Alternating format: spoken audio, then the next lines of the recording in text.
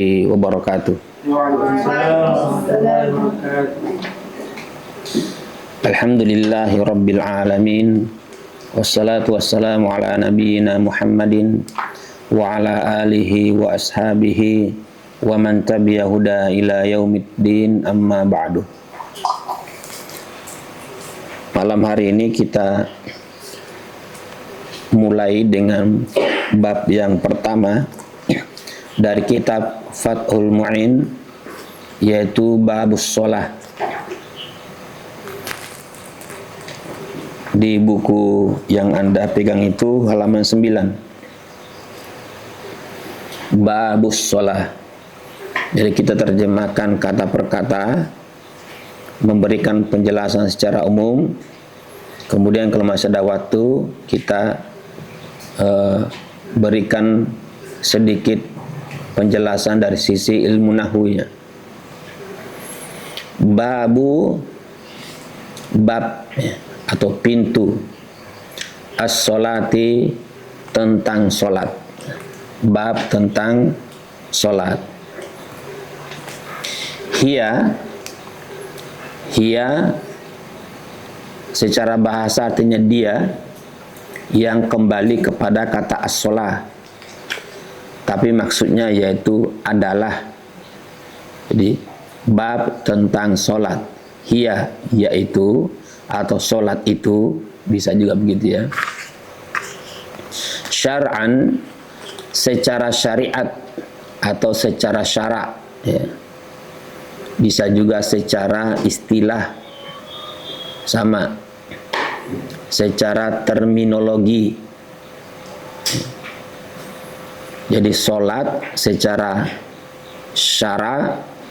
syariat, istilah, terminologi, yaitu aqwalun, perkataan-perkataan, wa af'alun, dan perbuatan-perbuatan, makhsusatun, secara khusus atau tertentu. Jadi sholat itu secara syariat adalah perbuatan-perbuatan dan perkataan-perkataan dan perbuatan-perbuatan yang khusus, yang tertentu. Jadi tidak asal perkataan dan perbuatan, tetapi yang khusus, yang tertentu. Muftatahatun, yang dimulai dengan bitakbiri, dengan takbir. Muftataha bisa juga dibuka dari kata fataha yaftahu. Jadi dibuka bitakbiri, dengan takbir, dengan mengucapkan Allahu Akbar gitu, dengan takbir. Mukhtatamatun, ditutup, diakhiri, bitaslimi, dengan salam, yaitu ucapan assalamualaikum. Wasumiyat, dan dinamakan bidzalika, dengan demikian itu, lishtimaliha, karena mencakupnya, alas sholati,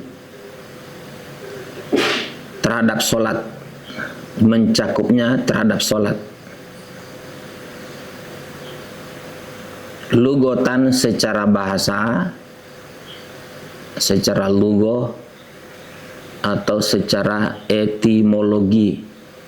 Kalau bahasa itu namanya etimologi, kalau istilah namanya terminologi ya. Wahia, yaitu ad-du'a'u, doa. Saya ulangi, wasummiyat, dinamakan bidzalika, dengan hal tersebut atau dengan demikian itu, listimaliha ala sholati, karena mencakupnya terhadap sholat, lugotan secara bahasa, wahiyad du'a'u, yang bermakna doa, bermakna doa. Jadi sholat itu secara bahasa artinya doa.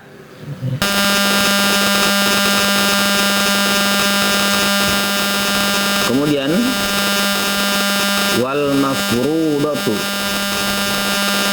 dan difardukan dan diwajibkan. Itu jamak. Al mafrudatu merupakan jamak muannas salim. Kenapa jamak? Karena sholat yang diwajibkan itu ada 5. Karena jamak itu 3 ke atas. Makanya di sini wal mafrudatu, dan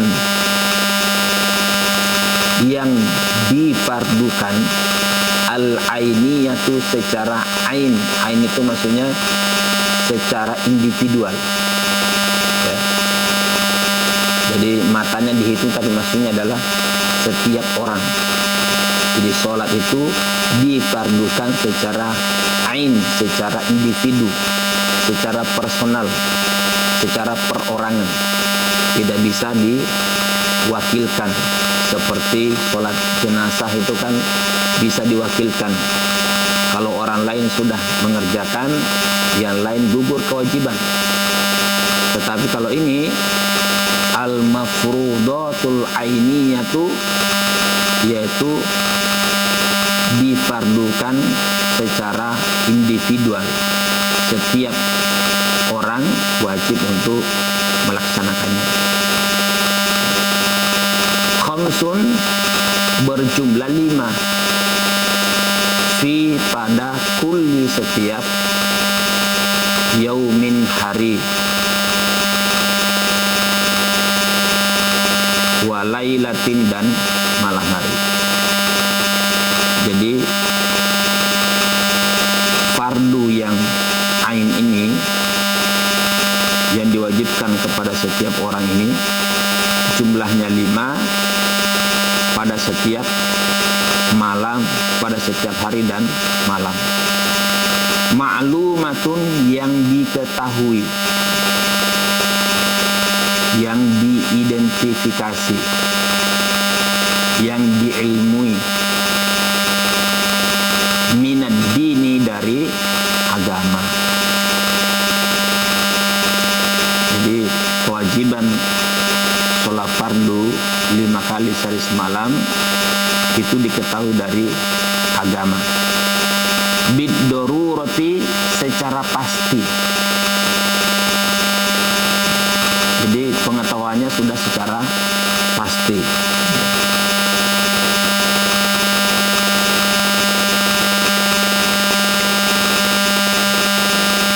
Fayakfuru, maka kafir, maka kafir atau dihukumi kafir, jahiduha, orang yang menentangnya, orang yang tidak mau melaksanakan kewajiban sholat 5 waktu itu. Jahid artinya yang menentang. Fayakfuru, maka kafir, jahiduha, orang yang menentang kewajiban sholat 5 waktu. Walam tastani, walam, dan tidak, atau tidak ada. Tastani, berkumpul. Walam tastani, tidak berkumpul.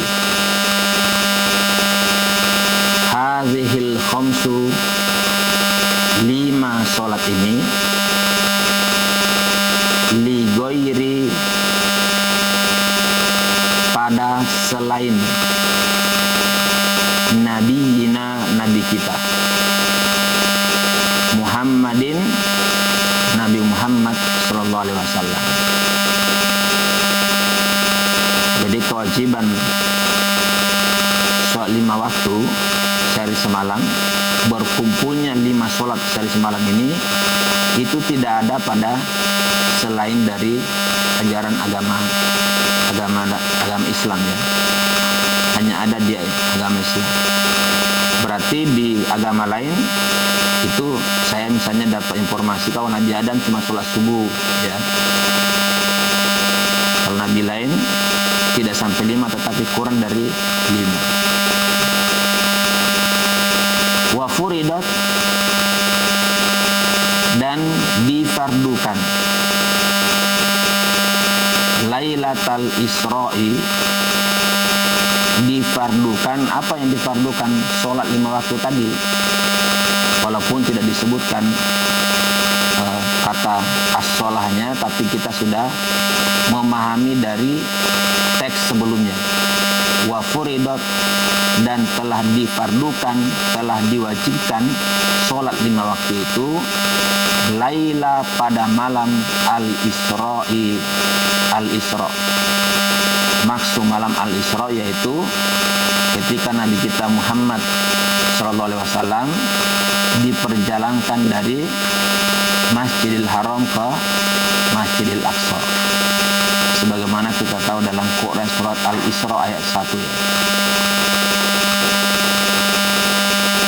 Ba'dan nubuwah, kewajiban sholat 5 waktu itu terjadi pada malam Isra. Yang malam Isra ini itu terjadi ba'dan nubuwah, setelah kenabian, bi asyri sinina, pada tahun ke-10 atau setelah 10 tahun ya. Setelah 10 tahun kenabian terjadi malam Isra. Wasala sati asyurin, setelah 10 tahun ditambah 3 bulan. Jadi 10 tahun 3 bulan baru terjadi malam Isra itu.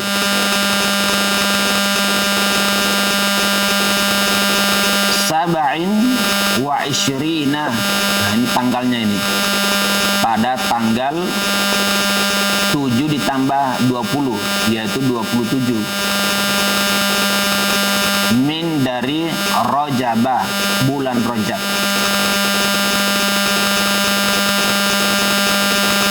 Walam tajib, dan belum atau tidak wajib subha, sholat subuh, yaumi tilkal lailah, pada hari malam tersebut.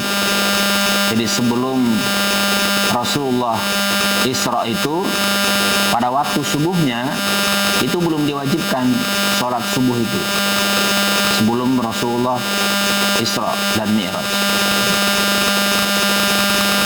Li'adami, karena tidak adanya al-ilmi, pengetahuan. Li'adami, karena tidak ada al-ilmi, pengetahuan, bikaifiyatiha, tentang tata cara mengerjakannya, tata cara mengerjakan sholat tersebut.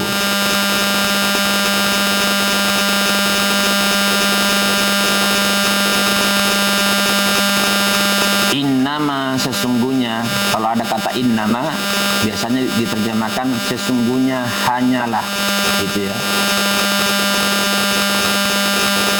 Innama, sesungguhnya, tajibu al-maktubatu, wajib al-maktubatu, melaksanakan sholat fardu tersebut.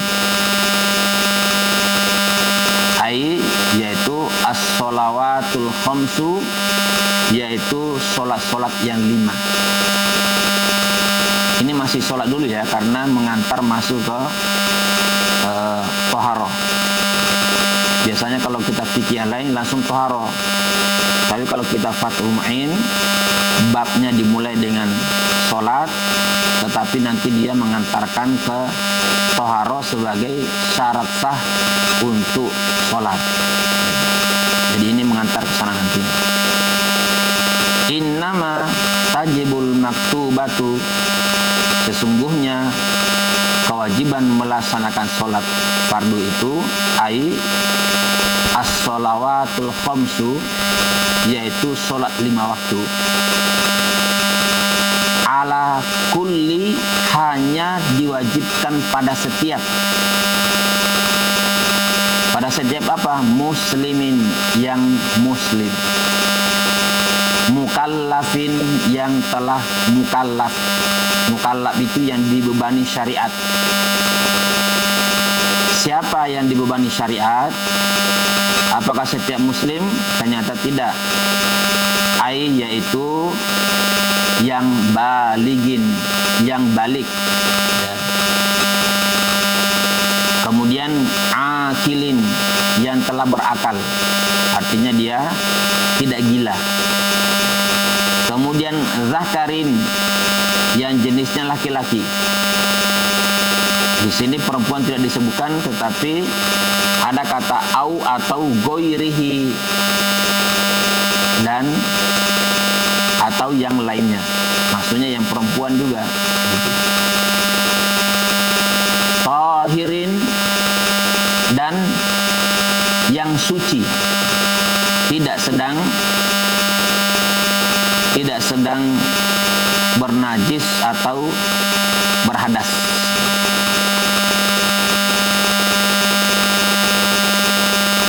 Fala tajibu, maka sholat juga tidak wajib. La, maka tidak tajibu, wajib. Pakai ta itu karena untuk sholat. Fala tajibu, maka sholat tidak wajib, ala, terhadap kafirin, orang yang kafir, asliin, yang asli, kafir asli. Ada yang berpendapat kafir asli ini kafir sejak lahir.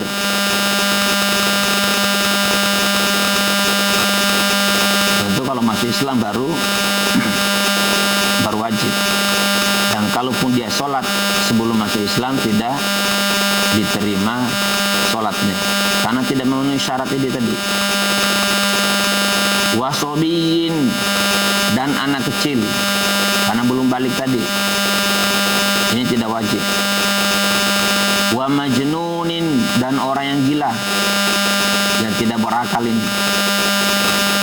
Wa mukman alaihi, orang yang terkena penyakit epilepsi, penyakit ayan, yang ketika penyakitnya itu datang, maka dia tidak sadarkan diri.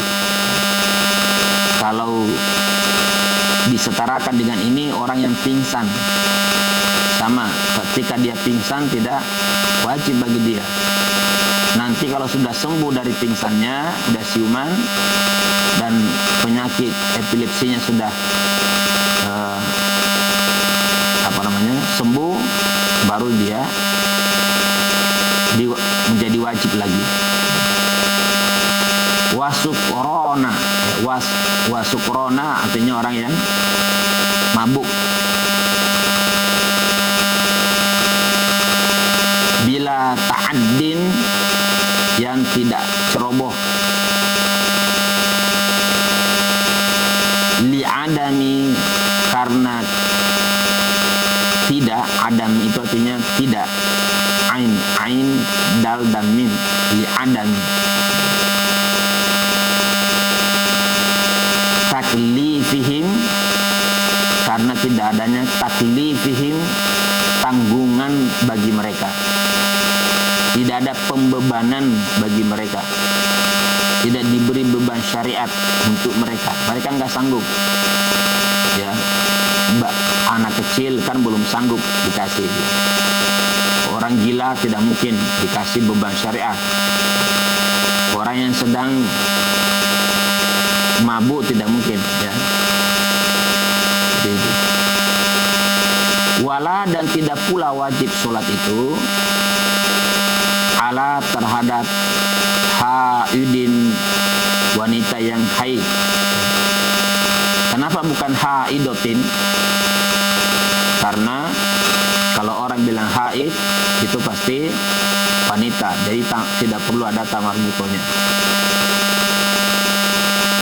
Wanufasa, dan wanita yang sedang nifas. Li'adami sihhatiha, li karena adami tidak sihhatiha, sehatnya dia, karena tidak sehat.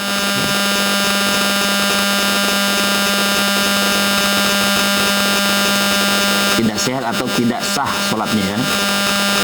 Sihha, karena sihha itu bisa bermakna sehat, bisa bermakna sah gitu. Nah, di sini artinya kalau wanita itu haid dan nifas maka tidak akan sah sholatnya. Minhuma, dari keduanya. Wala kodoa, dan tidak pula mengkodok. Jadi keduanya, wanita haid dan nifas, kalau mereka sholat itu tidak sah sholatnya dari keduanya, sehingga mereka tidak perlu sholat. Dan kalau mereka tidak sholat, tidak perlu mengkodok sholatnya. Wala kodoa alaihima, tapi puasanya dikodok kalau puasa.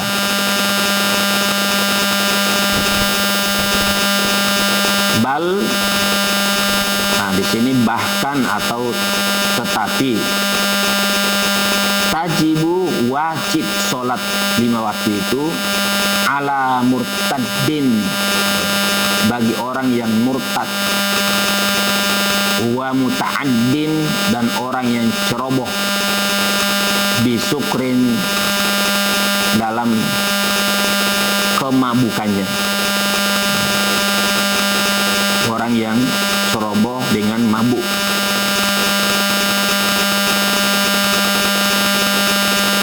Nah ini dalam mazhab Syafi'i, kalau di paragraf berikutnya itu wayuk talu, dan dibunuh, dipenggal.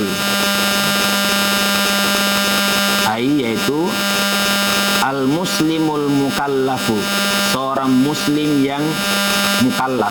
Mukallaf itu yang tadi, yang akil, dia berakal, sudah balik ya. Dia suci, at-tahiru, yang suci.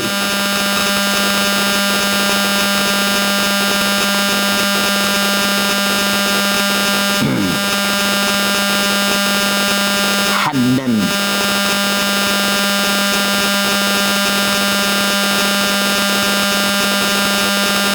bidor bi unuki, dengan cara di sini kan secara bahasa bidor itu memukul, unuki lehernya, maksudnya dipenggal dengan pedang. Itu bagi yang seorang muslim muda mukallaf yang dia tidak sholat. Ini dalam mazhab Syafi'i.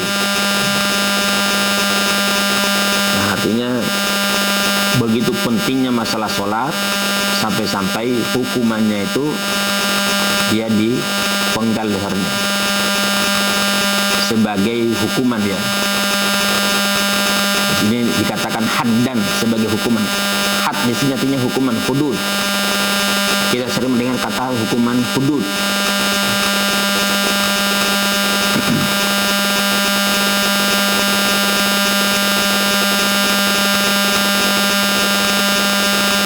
In akhrajaha, jika dia mengeluarkan waktu sholat, yaitu al-maktubata, sholat 5 waktu, amidan, secara sengaja,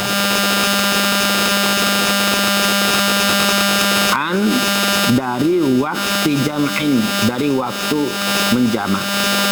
Misalnya dari waktu asar sengaja dia tidak sholat sampai masuk waktu maghrib, nah itu yang dimaksud.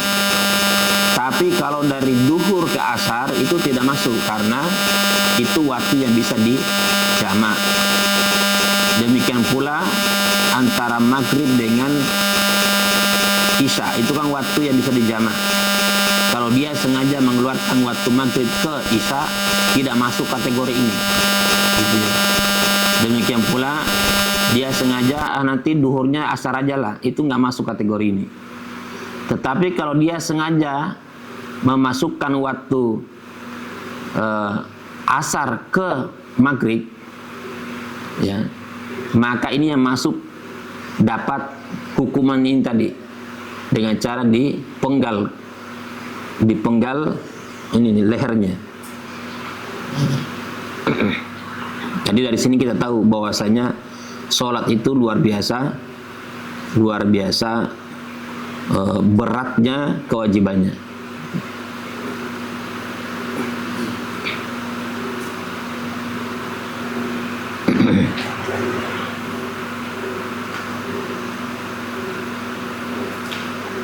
Ingka nakasalan, jika ia merasa malas, ma'a yang disertai i'tiqadi wujubiha, dengan keyakinan terhadap kewajibannya.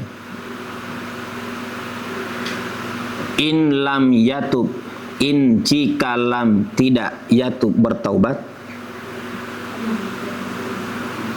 ba'da setelah al-istitabati, setelah diminta untuk bertaubat,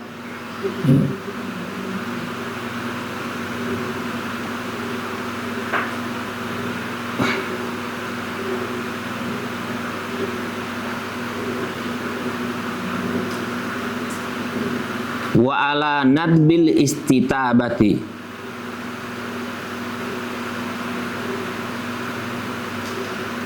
jika mengikuti pendapat yang menghukumi sunnah. Nadbi itu artinya sunnah. Jika mengikuti pendapat yang menghukumi sunnah,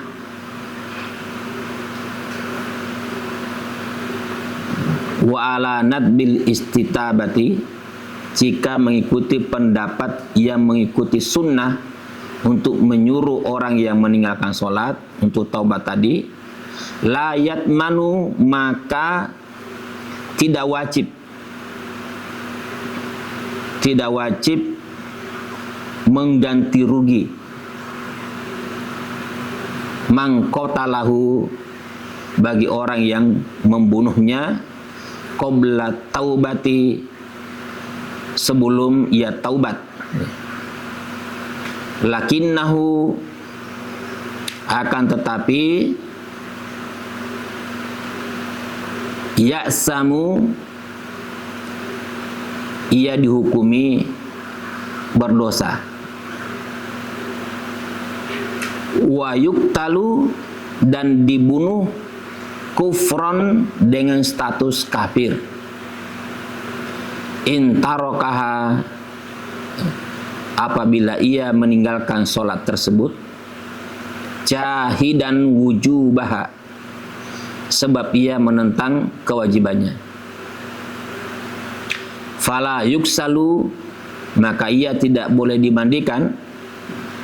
Dimandikan itu maksudnya setelah dihukum bunuh. Wala yusolli alaihi, dan tidak disolat jenazah, tidak disolati atasnya, maksudnya tidak sholat jenazah untuk dia. Begitu berat masalah sholat dalam mazhab Syafi'i, bahkan sebenarnya mayoritas ulama fikih yang 4 itu ya. Baik, sampai di sini dulu.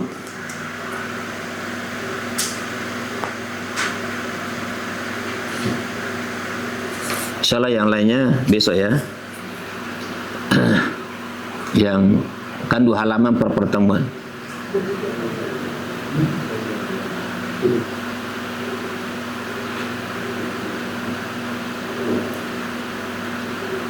Kita ulangi dari awal secara umum dulu, baru kita analisis bahasa. Ya. Tapi sebelumnya ada kalimat atau kata yang tidak diketahui di sini. Sebelum kita terangkan secara umum. Tidak ada ya. Yang akhwat, kata yang tidak diketahui dari awal sampai tadi terakhir itu tidak ada. Baik. Jadi bab sholat ini dimulai dengan menjelaskan tentang pengertian sholat. Hah? Kenapa, Yon? Hah? Semua. Kalimatnya. Semua maksudnya apa? Semua. Kalimatnya. Jadi kan bawa punya enggak kitab enggak? Ya ada. Apa saya ulangi sekali lagi secara cepat kata per kata? Enggak. Hah? Jelasin aja yang Kenapa? enggak diulang, tapi dijelasin aja. Iya, sebelum dijelasin tadi saya tanya, sebelum saya jelaskan mana kata yang tidak diketahui artinya.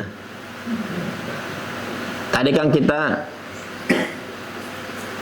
kata per kata sambil saya terangkan yang kadang-kadang kan kalimat bahasa Arab itu tidak bisa dengan kata per kata, tapi harus dengan panjang penjelasannya gitu.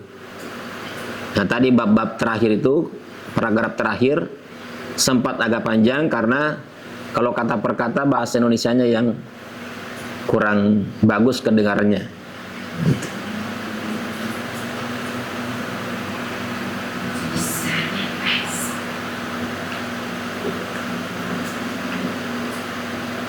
Ada? Enggak. Tidak ada. Baik, sekarang saya jelaskan secara umum dulu ya. Jadi kitab ini dimulai dengan menjelaskan, bukan kitab ini, bab ini. Bab sholat ini dimulai dengan menjelaskan pengertian sholat itu sendiri, baik secara bahasa, lughah maupun secara syariat atau secara istilah. Secara lughah atau bahasa, sholat itu bermakna ad-doa, yaitu doa. Secara istilah atau syariat, sholat itu bermakna semua atau berbagai perkataan, perbuatan yang khusus atau yang tertentu yang dimulai dengan takbir dan diakhiri dengan salam. Makanya kemarin waktu sholat jenazah di masjid itu Al-Alim, kan ada yang bertanya, apakah sholat jenazah dimulai dengan wudu? Ya karena dia sholat maka dimulai dengan wudu, atau wudu merupakan syarat sah dari sholat jenazah. Memang kalau melihat berbagai pendapat ulama, ada sebagian kecil ulama yang membolehkan atau beranggapan tidak perlu berwudu kalau mau sholat jenazah, karena mereka berpendapat bahwasanya sholat jenazah itu isinya cuma doa, kan tidak ada ruku, tidak ada sujud. Karena isinya cuma doa saja, maka tidak perlu sampai berwudu. Tetapi karena ini sholat, dan semua sholat itu harus syarat sahnya itu adalah diantaranya yaitu suci dari hadas, dan wudu merupakan cara untuk menghilangkan hadas kecil ya, seperti itu. Dan ciri dari sholat itu adalah mulai dengan takbir, ditutup dengan salam. Sholat jenazah juga begitu, dimulai dengan takbir, kemudian diakhiri dengan salam. Nah, sekarang itu tentang pengertiannya, ya. Kemudian penulis menjelaskan bahwasanya sholat 5 waktu ini hukumnya fardu ain, bukan fardu kifayah apalagi sunnah. Fardu ain itu diwajibkan bagi setiap bisa diwakilkan seperti sholat jenazah, ya. Kemudian lebih lanjut penulis menjelaskan bahwasanya sholat 5 waktu ini itu hanya khusus diberikan kepada umat Islam saja. Umat-umat terdahulu tidak ada sholat 5 waktu. Sholat mereka kurang dari 5 kali sehari semalam, ya. Oleh karena itu kita termasuk umat yang istimewa, ya, karena diberikan sholat 5 waktu yang hanya diberikan kepada umat Islam. Dan sholat 5 waktu ini difardukan ketika peristiwa Isra dan Mi'raj, yang itu terjadi pada tahun ke-10 lewat 3 bulan dari tahun kenabian, tepatnya pada tanggal 27 Rajab. Selanjutnya penulis menjelaskan bahwasanya sholat 5 waktu itu diwajibkan bagi muslim yang mukallaf. Mukallaf itu artinya balik, sudah balik. Balik ini setiap orang beda-beda, ya. Bukan kalau kita kan di Indonesia itu, kalau Anda masih usia 18 tahun kurang 18 tahun kurang 1 hari, 18 tahun kurang 1 hari itu masih anak-anak. Itu kalau undang-undang masalah anak. Kalau ada di sini 18 tahun kurang 1 hari. Apa? Yusuf? Akhwat? 18 tahun kurang 1 hari. Siapa? 18 tahun kurang 1 hari siapa? Jenengan. Shirley 18 tahun kurang 1 hari. Nah, berarti yang masih anak-anak Wiwin, ya. Wiwin. Enggak, maksudnya disebut kalau di Indonesia, kalau Anda masih berumur 18 tahun kurang 1 hari, namanya masih anak-anak. Oh. Ya. Anda harus wajib ya sholat ya. Tapi kalau dalam Islam bukan itu ukurannya. Ukurannya balik. Balik itu kalau wanita terjadinya menstruasi pertama dalam masa Syafi'i usia 9 tahun Hijriah kurang 16 hari. Kurang sedikit. Ya. Kalau laki-laki mimpi basah. Usia berapapun, mungkin aja kalau usia 8 tahun sudah ada. Itu namanya balik. Wajib sholat pada saat itu. Kemudian akil, dia sehat akalnya, tidak gila, ya. Wajib untuk sholat. Itu yang dimaksud dengan mukallaf tadi, ya. Kemudian baik laki-laki maupun perempuan. Demikian pula dia suci. Ya, suci artinya dia memenuhi syarat bebas dari najis dan hadas. Kemudian beliau juga menjelaskan bahwasanya sholat 5 waktu ini tidak wajib bagi orang kafir, bagi anak-anak, bagi orang gila, orang yang pingsan atau epilepsi, orang yang mabuk, ya. Mereka tidak wajib. Bagi wanita yang haid dan nifas, ya, mereka juga tidak diwajibkan sholat, karena apabila sholat itu tidak sah sholatnya. Dan mereka juga tidak diwajibkan untuk mengqadha, menggantinya. Tapi kalau puasa mereka wajib mengqadha, ya.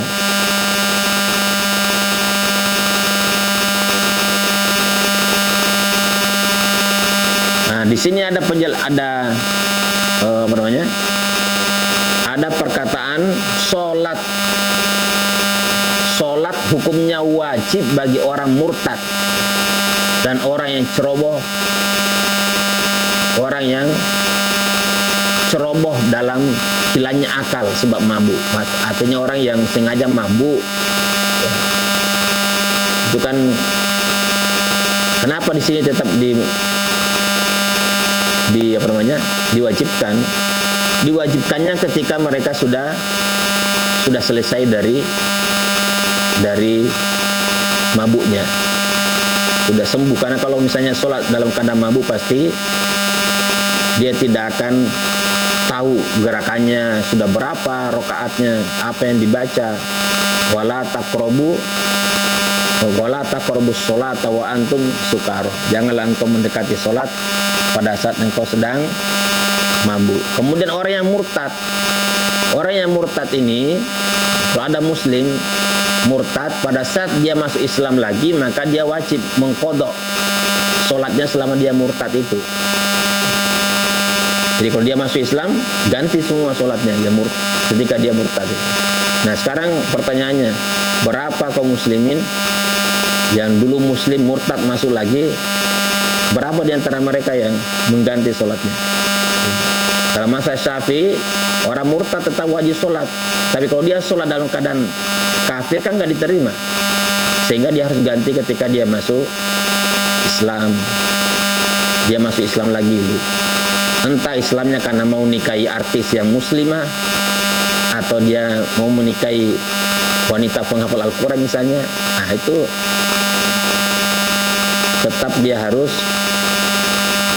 harus mengganti sholatnya selama dia meninggalkan sholat itu ketika dia murtad. Berapa tahun pun, saya 10 tahun. Nah, itu aja, berapa 10 tahun dikali 5 itu 10 tahun, sehari 5 kali sholat. 5 dikali 365 dikali 10, segitu yang dia harus ganti. Makanya di sini dikatakan, namun bal tajibu ala murtadin, tetapi wajib sholat bagi orang murtad. Nah, begitu pentingnya masalah sholat ini, sampai-sampai dia ada hukuman hududnya, yaitu kalau dia sudah memenuhi kriteria mukallaf tadi dan dia sengaja dia tidak sholat, maka dia dipenggal hukumannya. Makanya kan betul-betul harus hati-hati. Kalau dia sengaja mengeluarkan waktu sholat itu dari waktunya. Makanya dalam masa Syafi'i misalnya,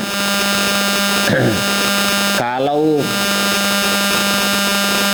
Anda misalnya ya, waktu asar nih sudah mau masuk maghrib, belum sholat juga, maka Anda harus sholat saat itu apapun keadaanmu. Nanti pada saat sempurna baru Anda ganti. Sholat tadi itu namanya as-sholat li hurmatil waqti. Sholat untuk menghormati waktu yang asar itu, supaya tidak lewat ke waktu ke maghrib dalam keadaan apapun. Kalau tidak sengaja, kalau dia sengaja, nah ini hukumannya ini. Makanya dari sini kita lihat bahwasanya sholat itu tidak bisa dipandang enteng.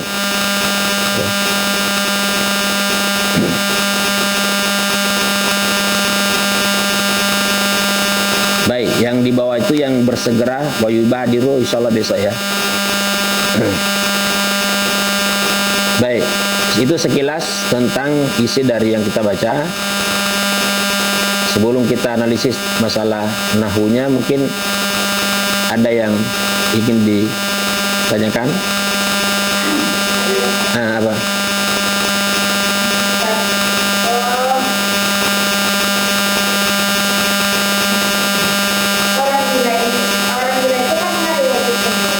Nah, kalau dia udah selesai gilanya gimana? Ya, Itu dia meninggal. iya. Itu gimana? Dan satu lagi, kalau kalau orang beras berak itu kan mendekati gila. Itu apakah diwajibkan sholat atau gimana? Orang yang apa tadi? Orang gila. Beras berak, kalau pertama pertanyaannya. Stres berat. Hah? Stres berat. Ya, beras berak itu kan mendekati gila. Kenapa lagi kok sudah gila? Itu apakah diwajibkan sholat atau gimana? Ya, kalau stres berat itu selama dia ada akal, dia harus wajib. Ada kesadaran toh, berkaitan dengan akal. Kalau akalnya masih berfungsi, dia tidak gila.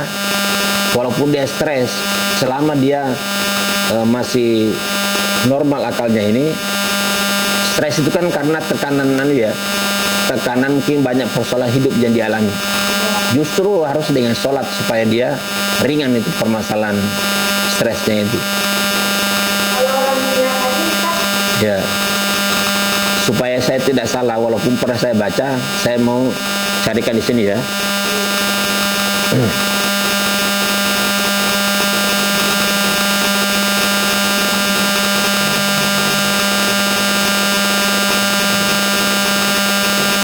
Ya.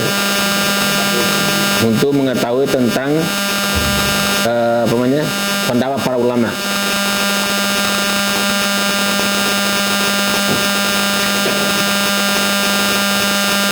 Ya. Lebih berhati-hati daripada. Nah, kalau di sini dikatakan para fuqaha itu para ahli fikih sepakat orang yang gila tidak wajib mengganti sholatnya.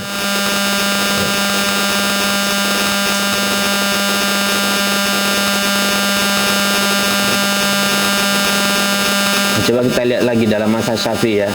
Itu kan tadi referensinya tidak ada. Cuma apa namanya?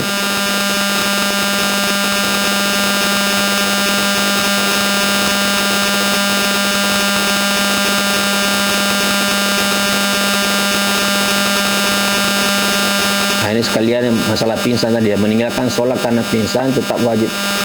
Apakah tetap wajib? Ini pingsan ini.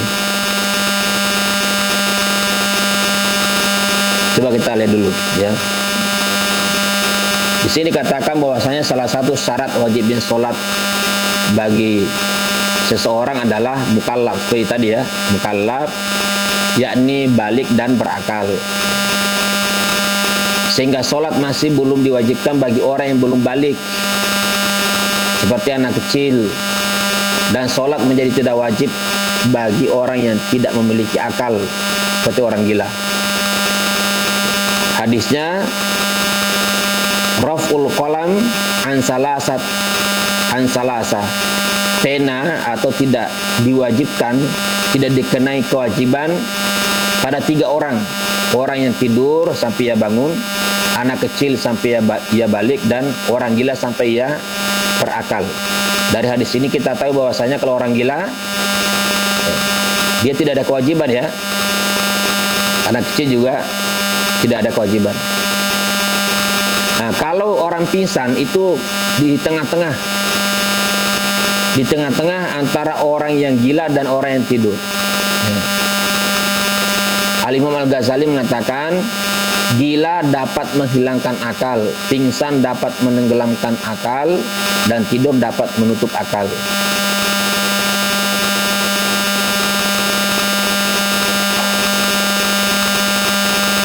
Nah, di sini dalam perincian hukum pada beberapa permasalahan fikih, orang yang pingsan cenderung berada dalam penempatan hukum yang berbeda-beda. Ada kalanya sama dengan orang yang tidur, juga ada kalanya sama dengan orang yang gila. Contohnya, dalam permasalahan kewajiban mengqadha salat, orang yang pingsan memiliki hukum sama dengan orang yang gila. Dalam hal tidak wajibnya mengqadha salat ketika memang masa pingsan atau masa gilanya berlangsung lama.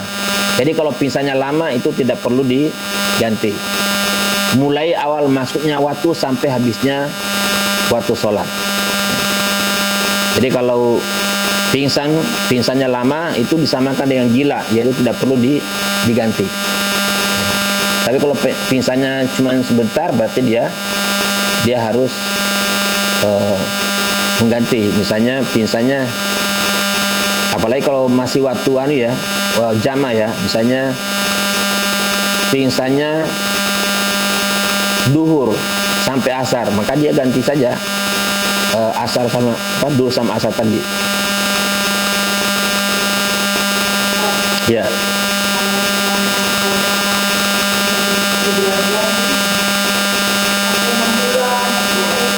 Ya. Nah, kalau koma kan masih ada ya, mungkin yang dari bidang kesehatan itu kira-kira masih berfungsi akalnya nggak koma itu? Enggak, karena berkaitan dengan akal. Kalau akalnya itu masih berfungsi, maka dia wajib untuk sholat dalam keadaan yang dia mampu. Gitu.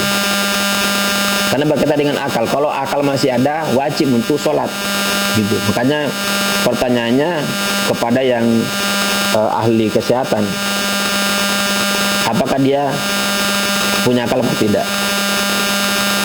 Coba ya.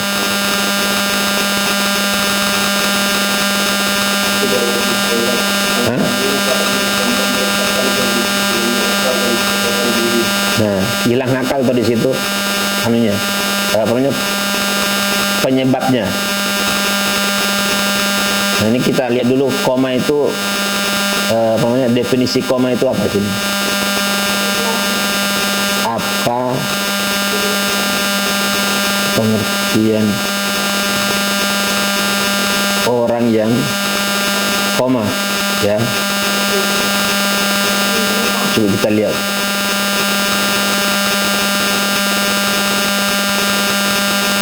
Orang yang koma adalah seorang yang tidak sadarkan diri dalam waktu yang lama. Ya, kalau waktunya lama kan begini. Tadi kan orang yang pingsan ya. Orang yang pingsan, ini saya bawakan tadi, dia tidak perlu mengganti kalau waktunya lama, gitu.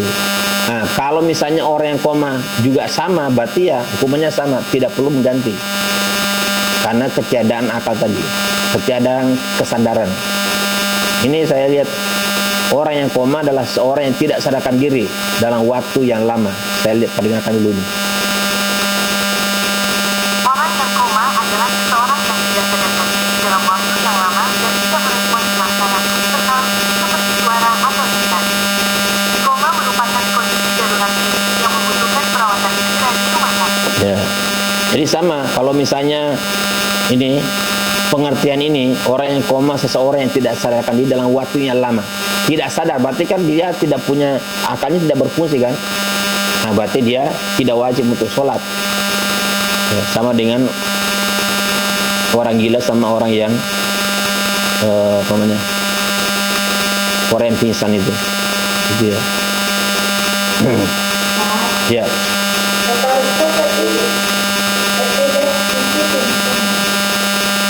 Epilepsi itu penyakit ayan. Jadi penyakit ayan itu biasanya kalau penyakitnya datang, dia langsung berbusa mulutnya dan goyang-goyang begini, tidak sadarkan diri. Apa? Ya, itu namanya epilepsi. Nah, kita lihat di sini Pak, ya, pengertiannya epilepsi ya. Biar apa namanya? Kita harus punya pengertian yang standar. Sampai saya itu sebenarnya punya keinginan, tapi entah itu loh, tanaman-tanaman kita itu kalau perlu ada nama-namanya, nama Indonesia sama nama Latin, supaya kita semua tahu belajar biologi. Ya,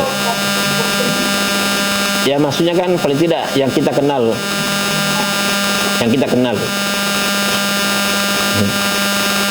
Epilepsi adalah penyakit kronis yang ditandai dengan gejala yang berulang yang terjadi akibat gangguan pada sistem saraf pusat. Gejala epilepsi dapat muncul secara mendadak dan tanpa pemicu yang keras. Ya, itu epilepsi sebagai kronis yang ditandai dengan kejang-kejang. yang Iya, kejang-kejang. itu masalah sinyalnya di dan di belakang. Iya, Ya, iya. Itu biasanya berbusa juga mulutnya. iya. Hmm. Iya, tapi nggak usah marah-marah sama Siat, kasihan. Ya Allah, kenapa Oh. marah? Oh, enggak. Saya kira malah sama marah sama Siat, nanti kamar mandimu tidak diperbaiki Apa nanti. hubungannya kalau dia coba? Bukannya nih, Pak. Apa? Misalkan nih, orang murtad. Nah, tadi waktu dia kan udah keluar dari Islam. Iya. Nah, karena apa? Dia mau kemudian Islam, kemudian dia akan itu tuh apakah wajib dikeluarkan keluarnya kebutuhan dan sedangkan aku Kaliana pernah dengar kalau orang yang murtad itu dari kembali ke Islam itu sama aja dia mencerminkan Islam. Jadi itu gimana? Makanya kalau mazhab Syafi'i itu wajib dikodok. Iya. Wajib dikodok. Kalau dalam Islam ya, dalam mazhab Syafi'i.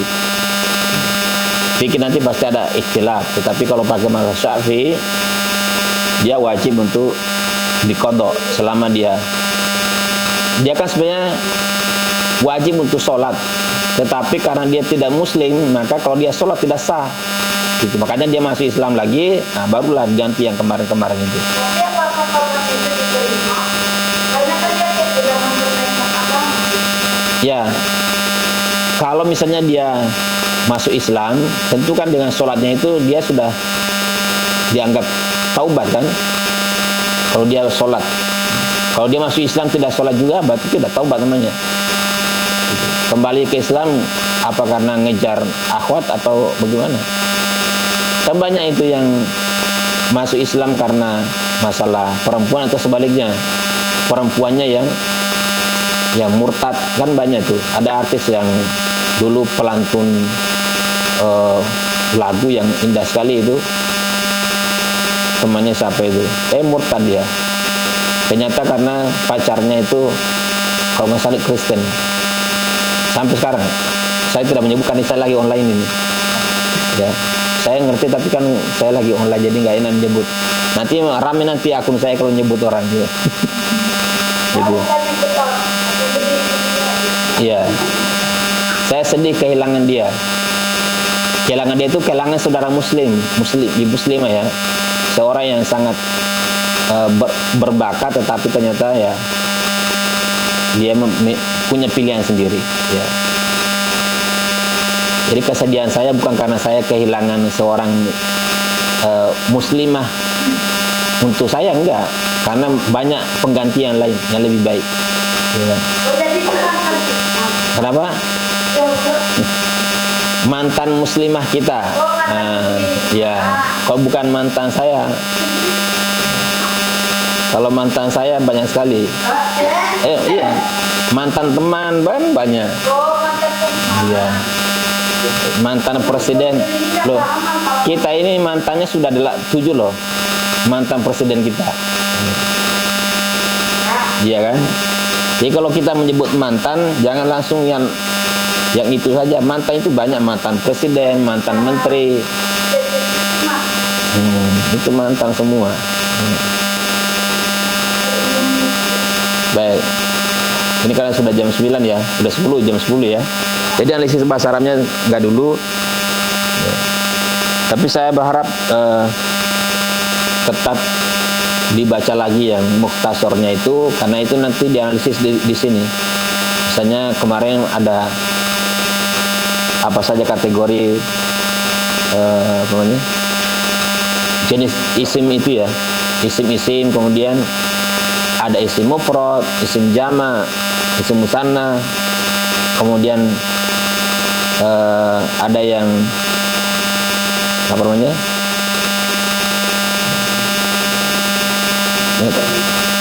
kan dari sisi banyaknya bisa dilihat dari situ. Ada nanti yang mustaq, jami, tapi kemarin jami mustaq belum dikasih tahu ya, kecuali yang mustaq.